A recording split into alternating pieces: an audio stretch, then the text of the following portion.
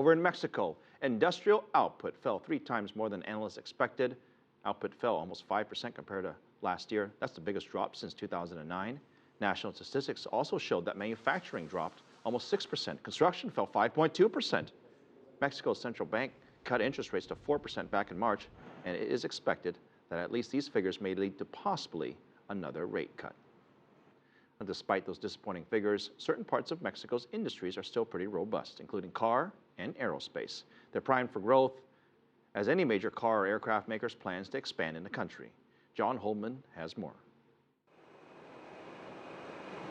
The future's looking promising for Ricardo Rizzo. He's one of Mexico's next generation of aeronautical engineers. 10 years ago, this was the only university in Mexico offering a degree in aerospace engineering. Now programs like it are springing up all over the country as Mexico tries to meet the demand from a booming aerospace industry. The job market for the aerospace industry is growing fast, especially in certain states in Mexico. There's new companies, and that means a bigger job market. Fueling that growth for international companies like Bombardier, a Canadian firm. They've been lured to Mexico by low wages, a robust transport system, and incentives to do business here.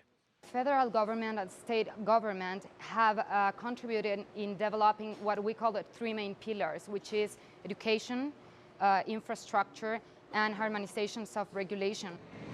It's all part of a push to establish central Mexico as a manufacturing hub.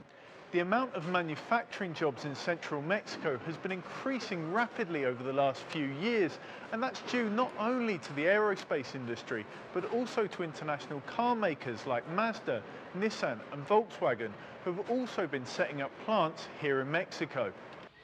It's a strategic shift away from Mexico's famous border factories, in which clothes and electrical goods are produced by low-skilled workers for minimal wages. They need to add. But analysts say that to keep moving forward, Mexico needs to become a country that does more than manufacture for foreign companies. If countries such as China or Mexico don't make the jump from being manufacturer to being a controller of these technologies, we won't have a place in the economic landscape of the world.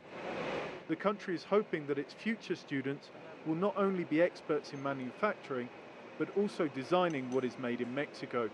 John Holman, CCTV, Querétaro.